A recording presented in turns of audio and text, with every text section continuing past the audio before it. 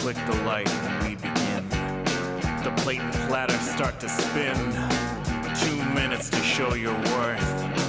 2 minutes to show the earth. You can cut the pressure with a knife, but can you cut the wax with your life? Since the Stooges in 1969 to the underground music scene today, punk has been an important genre, prominent in the hearts of anyone against the status quo. I'm River Ross with the Collegian, and you're listening to Punk Idols, a dive into the people who make up punk history. Joining me today are Erica Ramirez, Leaf Hawk, Daniel Ramos, Isabel Richardson.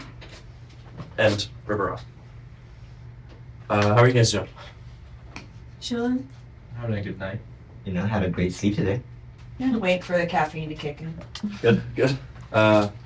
So, who are you guys' punk idols for the episode? I want to start with Susie Stu from Susie and the Banshees.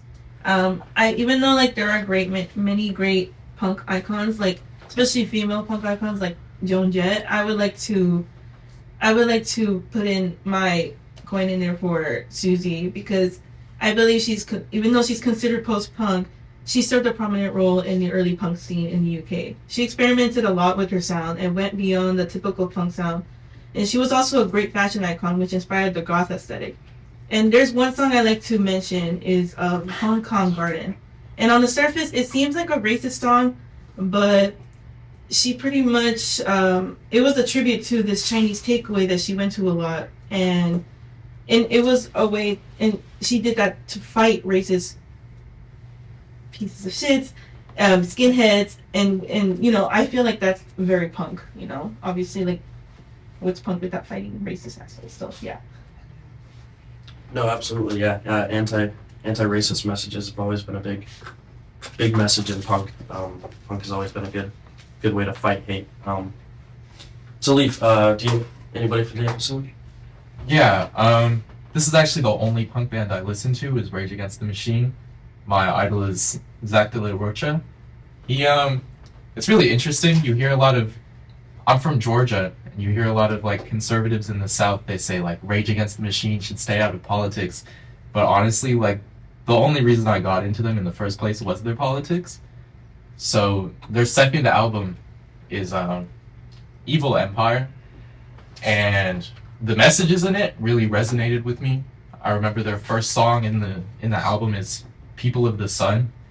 It's about the Zapatistas in Mexico and their miniature anarchist revolution, which ultimately failed. But when I listen to the song, it feels like things might come back around for all of these marginalized groups across the world. Yeah, no, that definitely resonates.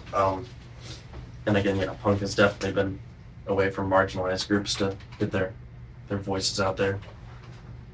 Next we have my personal sex idol is no. Yes. Oh my god. Badly. I guess this breaks the ice.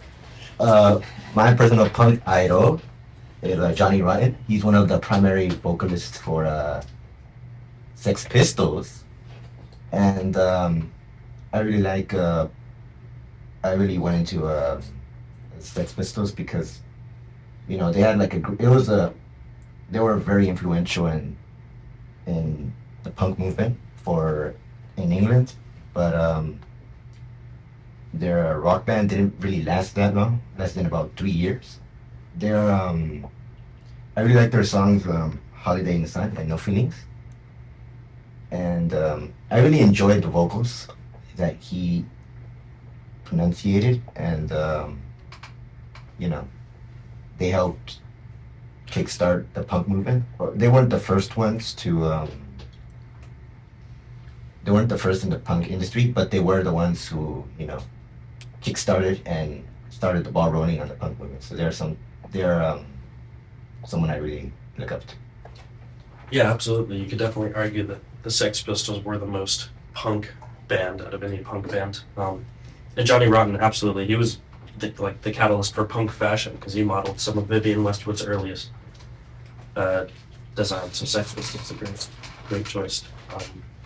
All right, following that, there is My idol for today is Patti Smith. Really like, I think this sentence I wrote for a description, her hypnotic, orgasmic rock and roll shrieks combined with sophisticated, transgressive poetry is what made Patti Smith one of a kind. Even just in the first song on her debut album, Horses, like the very first line of it, Jesus died for somebody's sins, but not mine.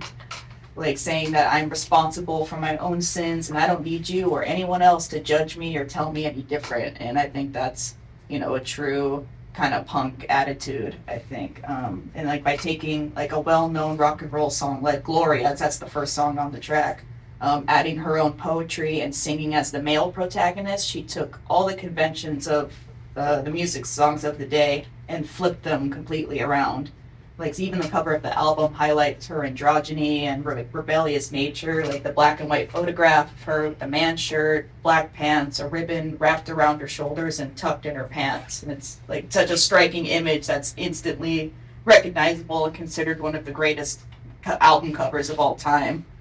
So I think her refusal to conform to what others expected of her, I think really earns her a place amongst like the greatest punk icons. No, yeah, she was amazing, and I mean, you could argue that she's a part of the Riot Grrrl movement, but you could say what she achieved, or what other Riot Grrrl bands achieved through non-conformity and like yelling a lot, is what she achieved through a lot of her spoken word and poetry, and she's wrote a good handful of books. And what's also worth noting, she's like 76, 77, and still playing, so that's awesome. Alright, lastly I chose Jello Biafra, the lead singer of the Dead Kennedys. Since 1978, Jello's been singing with the Dead Kennedys, and he's done his big handful of spoken word with them, and his own live performances, and he still performs. He's 60 something now, and what makes the Dead Kennedys very, very prominent in the scene is their own harsh criticism of politics at the time. They were, really anti foreign interference by the government, and even I think Jello Biafra was one of the most anti-Reagan people out there, aside from me. So I really like his politics. Can I ask you, what country are they from that they're like so worried about foreign intervention? Jello Biafra's an American. They're an American punk band. They're from San Francisco, actually, which is pretty interesting because Jello Biafra does a lot of spoken word and poetry, and there's a big beat generation out there, and I would argue that punk is its own beat generation. Absolutely. They were heavily inspired by like the British punk movement then, since considering punk is usually more in the more Britain, and so I guess like the Kennedys decided, like, even though from America, they really took a lot of inspiration from that, right? Yeah. Yeah, absolutely. I mean, they had a bit more to whine about having Parliament and everything, but I guess punk was kind of born with Reagan out here, or it came a little after Nixon with the Stooges in 1969. But yeah, I guess there's always been a big explosion in punk since, or whenever, we're dealt political adversity, which is a very meaningful relationship between the two activities. Anyways, any last notes for the podcast? I have a question for you. Yeah. I was wondering, do you feel like punk is kind of turning from an ideology into more of an aesthetic in like the modern age? I would like to see it as two worlds, just so I can maintain, my own punk ideology and it be different from commercialized punk. But there totally is a whole world of commercialized punk where people get into it for the aesthetic and for the clothes, and don't take time to realize that there's a completely different world that's been booming since the 60s of non-conformity, and there's an entire like political compass behind the look and behind the music. and there's a lot more to the music. Since punk in the 60s, it's kind of just been branching out ever since into hundreds and probably thousands of different genres. So, I would like for people getting into it for the commercial aspect to acknowledge the roots of punk, but I can't stop them. I'll just hold on to the punk ideology and they can do whatever they want. Yeah. Yeah.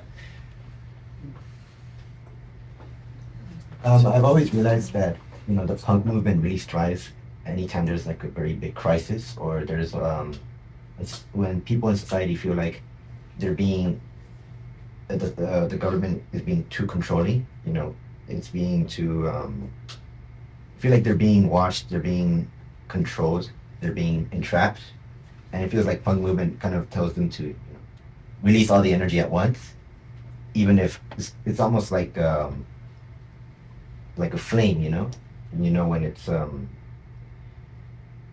it feels like a huge flame that bursts at once but almost leaves as soon as it happens. I feel like, I don't know, I always wonder if that's how people express themselves whenever a crisis like that occurs, like during the Vietnam War, during the 2000s, especially after 9/11 and whatnot. Yeah, is that something you would you think plays a role, or not? Oh yeah, I would definitely agree with that. Punk is, it might be one of the most political of the music genres, or politically rooted in all music genres. That being, a lot of kids are just angry with what's going on in the government, and punk is the genre that lets them scream into a microphone and be angry about it. Actually lets them do that to an audience, and there's always been, faulty morals within the punk ideologies. That being, like, there's always been racist people using punk as an excuse to spread hate and hateful ideologies, but the good ones, the good ones always pull through. There's always that message of unity and anti-hate, and because it's an ideology against the man, and my mom, like the black side of my family, she lived in France for a good 3 or 4 years, and she was really involved in the punk scene in France, and she was dating a skinhead who was part of a group called the Sharps, which is Skinheads Against Racism, or Skinheads Against Racial Prejudice, and they had there were some I can't remember what there's a very big African minority in France that's very marginalized in France, and the Sharps allowed them into their groups, and they would go to these shows and start brawls with just the regular skinheads. And my mom always talks about how her boyfriend at the time, he would headbutt people all the time whenever they would get into a fight, and they would just be knocked out immediately. And I think it's really interesting to see that in the punk scene, these fights against racism take a lot more of a literal people beating each other up, whereas when you get away from the left, when you get further away from the left, these fights are a lot less literal and a lot less extreme. It feels like sometimes we need this kind of extreme approach to things. Well, yeah, that was great. We can definitely get more into extremities in the next episode, but I am River Ross. That was Punk Idols, and in the words of Jella Biafra, not too punk top. Goodbye. The Collegian Melting Pot and Punk Idols is broadcast as a learning experience offered under the Collegian Journalism Instructional Program. Any editorial and advertising materials, including any opinions expressed, are the responsibility of the newspaper staff. Under appropriate state and federal court decisions, these materials are free from prior restraint by virtue of the First Amendment to the United States Constitution.